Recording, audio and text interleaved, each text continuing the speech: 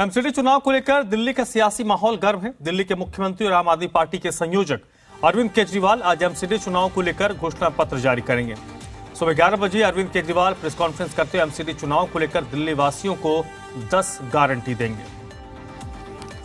तो दिल्ली में एमसीडी की सत्ता पर काबिज, भारतीय जनता पार्टी से कमान छीनकर अपने हाथों में सत्ता लेने के लिए आम आदमी पार्टी पूरा जोर लगा रही है।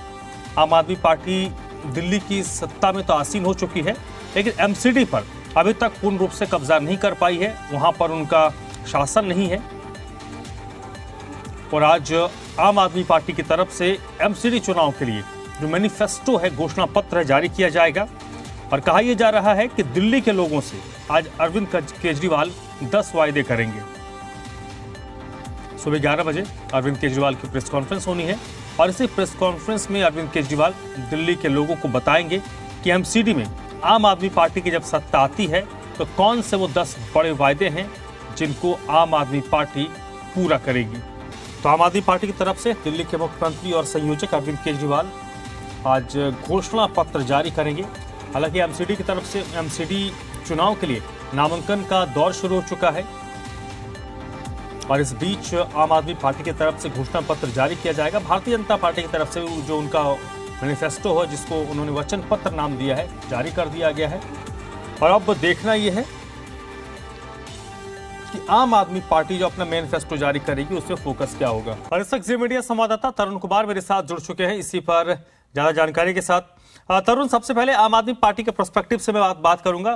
भारतीय जनता पार्टी ने तो अपना वचन पत्र जारी कर दिया है, अब देखना है कि उस वचन पत्र को आम आदमी पार्टी अपने घोषणा पत्र से कैसे काउंटर करेगी। देखिए, आम आदमी पार्टी का जो घोषणा पत्र आज जारी होने जा रहा है वो एक के अंदर आएगा। हालांकि जो भाषण पत्र जारी किया है उसका पहला वादा, उन्होंने पहला वचन सार्वजनिक किया है कि जहां जोगी वहीं पर मकान दिया जाएगा। हालांकि ये केंद्र सरकार की तरफ से ही मुमकिन हो पा रहा है कि इन सेतु प्रोग्राम के तहत कालकाजी इलाके के अंदर और दिल्ली के अंदर पटेल नगर विधानसभा क्षेत्र के अंदर राजेंद्र नगर की दोनों बाउंड्री के कॉलोनी एक इलाका लगता है, वहां पर भी इन सेतु प्रोग्राम के तहत जहां पर झुग्गी थी लोगों की, वहीं पर उन्हें मकान बनाकर दिया जा रहा है। और इसी तरह की परियोजना जेएनयूआरएम के तहत शीला सरकार के वक्त भी चला करती थी। हालांकि विपक्ष ये आरोप अभी लगाता है कि उन फ्लैट्स को हैंडओवर करने के अंदर लगातार देरी की जाती रही और उनकी हालत अब जर्जर हो गई है। जहां तक बात है आम आदमी पार्टी के मैनिफेस्टो की, जो 10 गारंटियां अरविंद केजरीवाल आज देने जा रहे हैं, जो ये दावा किया जाता है कि अरविंद केजरीवाल अगर कोई गारंटी दे देते हैं तो वो पूरी होती है। और दिल्ली ने कम से कम वो देखा है, चाहे वो 2013 का वादा हो, चाहे 15 का वादा हो, चाहे 2020 का वादा हो। 2017 के अंदर पार्टी जीती नहीं थी, लिहाजा पार्टी का मैनिफेस्टो क्या था उसका आंकलन करना इस समय बेमानी होगा। जहां तक एक कॉन्सेंट्रेटेड एफर्ट्स हैं वो सेंट्रल इशू के तौर पर कूड़े के कुशल निष्पादन का है। क्या ब्लूप्रिंट दिल्लीइट्स के समक्ष सीएम अरविंद केजरीवाल आम आदमी पार्टी के संयोजक रखते हैं? क्या वो कोई समय सीमा भी देते हैं कि जो 3 बड़े कूड़े के पहाड़ हैं, भालसा, ओखला और गाजीपुर, इनको 2 साल के अंदर खत्म कर दिया जाएगा, 3 साल के अंदर खत्म कर दिया जाएगा, या उनके के दौरान अगर वो एमसीडी की सत्ता पर काबिज होते हैं उसे खत्म कर दिया जाएगा। इसके अलावा सिर्फ एमसीडी की जिम्मेदारी दिल्ली के अंदर स्वच्छता कायम रखने की ही नहीं है, प्राइमरी स्कूलिंग भी एमसीडी करती है। प्राइमरी जो ट्रीटमेंट होता है मेडिकली, वो उसका भी संचालन एमसीडी अपनी डिस्पेंसरीज के माध्यम से, और कुछ एक अस्पताल जिसके अंदर की और बच्चों की वैक्सीनेशन भी शामिल है। लिहाजा इस एक मुद्दे को, जो कि आम आदमी पार्टी का बहुत स्ट्रॉन्ग पॉइंट रहता है कि दिल्ली के अंदर उन्होंने स्कूलों की दशा और दिशा बदली है, दिल्ली का हेल्थ इंफ्रास्ट्रक्चर उन्होंने इन्हेंस किया है, उसी तर्ज के ऊपर जो एमसीडी के स्कूल हैं, एमसीडी की मेडिकल सुविधाएं हैं, उसको किस तरह से इन्हेंस किया जा सकता है। तो जो दूसरा थ्रस्ट एरिया है कूड़े के बाद, वो इस एरिया को एड्रेस करते हुए हो सकता है। और कुछ समय पहले तक दिल्ली के अंदर एक पैरेलल गवर्नमेंट की भी पेंशन स्कीम चला करती थी और एमसीडी भी, चूंकि वो एक चुनी हुई बॉडी थी, लिहाजा वहां के पार्षद लोगों के बीच में कनेक्ट स्थापित करने के लिए उनको पेंशन दिया करते थे सरकारी फंड से।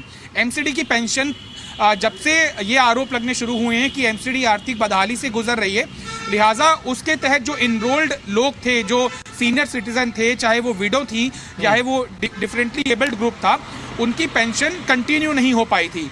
तो तीसरा जो वादा हो सकता है वो इस समस्या को एड्रेस करते हुए हो सकता है। चौथी जो प्रमुख चीज है वो अनऑथराइज कंस्ट्रक्शन को लेकर है। दिल्ली के अंदर चाहे वो पॉर्च इलाका हो, चाहे वो अनऑथराइज कॉलोनी हो, कहीं पर भी अवैध निर्माण नहीं हो रहा। कोई भी इस बात से इनकार नहीं कर सकता है।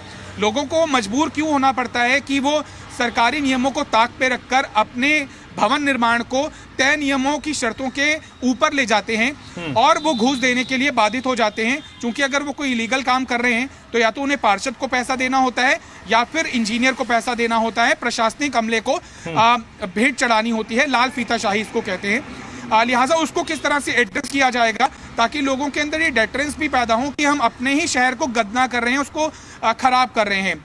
और जहां तक एमसीडी के इस सबसे प्राइम रोल की जिम्मेदारी है, उसके अंदर भ्रष्टाचार के आरोप लगते भी हैं और कई मौकों के ऊपर साबित भी हुए हैं। स्टिंग ऑपरेशन के माध्यम से भी चाहे वो किसी भी पार्टी के पार्षद हों, वो लेंटर डालने के पैसे लेते आए हैं। दिल्ली के अंदर सर्वमान्य सच्चे है। इस बात से ना बीजेपी के नेता इनकार कर सकते हैं, ना एमसीडी, ना कुछ समय तक एमसीडी की सत्ता पे रही कांग्रेस पार्टी। फॉर्मल प्रैक्टिस है। इसके अलावा लाइसेंसिंग जो एमसीडी की किस तरह से उसके अंदर पक्षपात किया जाता है, एक ट्रांसपेरेंट बैनर के अंदर पार्किंग का ठेका मिल सके और जो कियोस्क लगते हैं यानी कि मूविंग व्हीकल्स जो होते हैं, जो फास्ट फूड डिलीवर करते हैं, या फिर ऐसे रेस्टोरेंट या फिर ऐसे ढाबे जो फीस देकर चल सकते हैं लेकिन वो सालों तक चलते रहते हैं और एमसीडी को वो लाइसेंस फीस नहीं देते हैं, तो उस लाइसेंसिंग को किस तरह से मजबूत किया जा सकता है। अब छठा थ्रस्ट एरिया है कि दिल्ली के अंदर रेवेन्यू का एक बड़ा मॉडल है प्रॉपर्टी टैक्स का कलेक्शन। दिल्ली के अंदर मीटरिंग की संख्या को टटोलें तो वो करीबन 57 लाख है, लेकिन 57 लाख दिल्ली के अंदर प्रॉपर्टी टैक्स देता नहीं है। ये क्यों होता है? वो इसलिए होता है ताकि लोगों को लगता है कि एमसीडी कार्रवाई नहीं करेगी और सालों तक उनका प्रॉपर्टी टैक्स लंबित रहता है। इसी कारण एक बड़ी योजना की शुरुआत उपराज्यपाल ने की है कि 12 सालों का अगर आप टैक्स दे देते हैं तो आपका जितना भी बकाया था वो माफ कर दिया जाए। को भी केजरीवाल की गारंटी के अंदर जा सकता है। चलिए तरुण, बहुत बहुत शुक्रिया आपका इस पूरी जानकारी के लिए।